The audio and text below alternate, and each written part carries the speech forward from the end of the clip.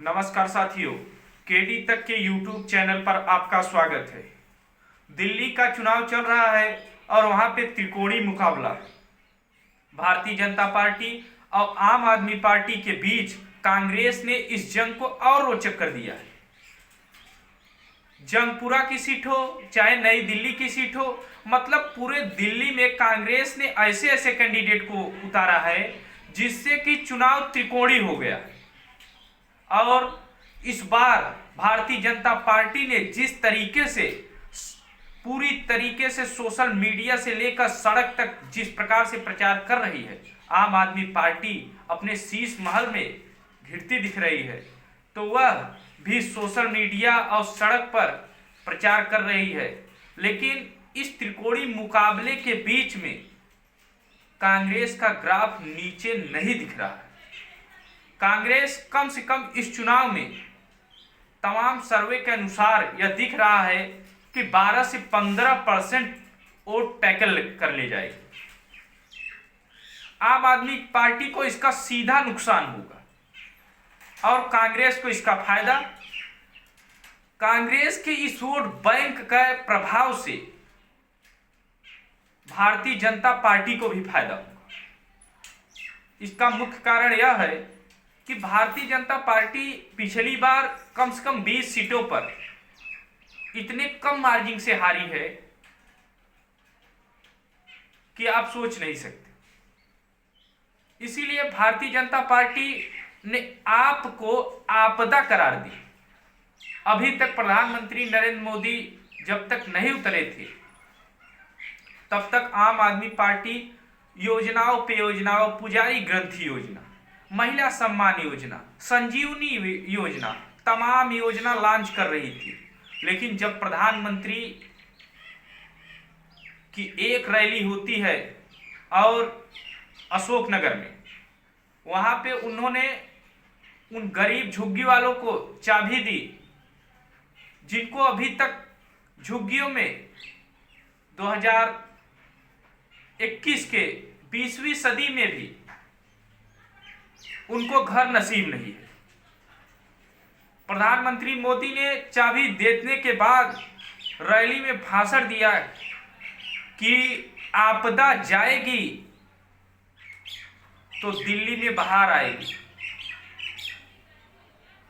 और इस पे आम आदमी पार्टी पूरी तरीके से बिफर पड़ी और केजरीवाल को स्वयं आना पड़ा और उन्होंने बताया कि आपदा दिल्ली में नहीं, आपदा बीजेपी में है।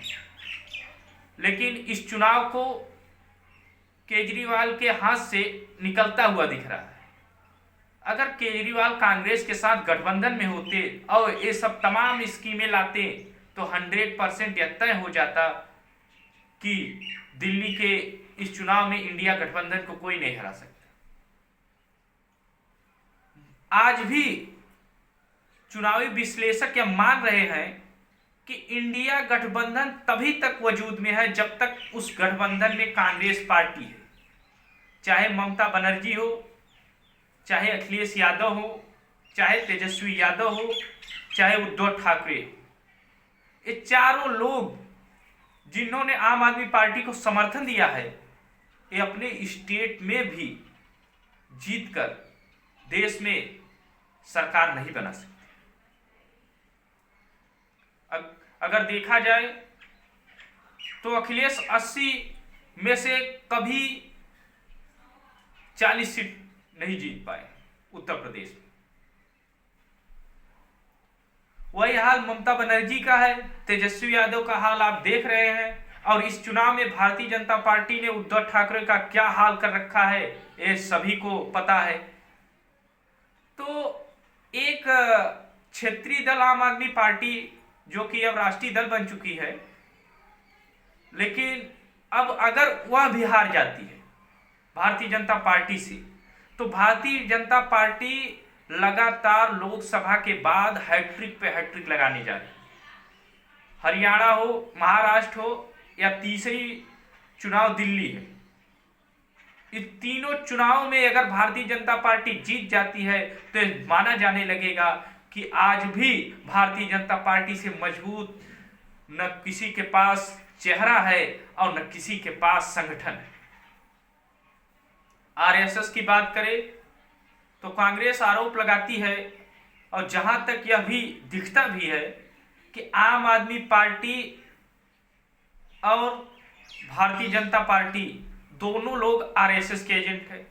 और अगर आम आदमी पार्टी का देखा जाए तो वह भी ऐसा लगता है कि जहां पे कांग्रेस जीतती है वहां पे आम आदमी पार्टी अपना कैंडिडेट खड़ा करके और कांग्रेस को हरवा देती है। इसका मुख्य उदाहरण गोवा और गुजरात में हुआ। आप गोवा, गुजरात और हरियाणा में देखिए। गुजरात में 5 सीट आम आदमी पार्टी जीतकर 50 सीट कांग्रेस का नुकसान कर दिया था। और गोवा में यही हाल हुआ, और हरियाणा का भी ताजा है, आप जान ही रहे हैं। तो इन चुनाव में आम आदमी पार्टी जिस तरीके से कांग्रेस को डेंट दिया है, तो कांग्रेस का मुख्य एजेंडा यही हो गया कि पहले आम आदमी पार्टी को ही खत्म कर दिया जाए। और आम आदमी पार्टी अगर दिल्ली से गई तो वह कभी वापस लौटेगी नहीं। सभी का हाल क्षेत्रीय दलों का वही हुआ है। अगर वहां पे 2 राष्ट्रीय दल लड़ रहे हैं और एक तीसरी क्षेत्रीय दल अगर सत्ता में है, और अगर वह चली जाती है तो वह सत्ता में जल्दी आ नहीं पाती और गठबंधन के सहारे उनको सरकार चलाना पड़ता है। अगर देखा जाए तो जननायक जनता पार्टी का बीजेपी ने क्या हाल कर रखा है, शिवसेना का क्या हाल कर रखा है, अकाली दल का क्या हाल कर रखा है, तमाम पार्टियों का बहुत बुरा हाल कर रखा है भारतीय जनता पार्टी। आप बताइए कि दिल्ली में किसकी सरकार बनेगी, आम आदमी पार्टी, कांग्रेस या भारतीय जनता पार्टी की? कमेंट बॉक्स में लिखकर जरूर बताएं।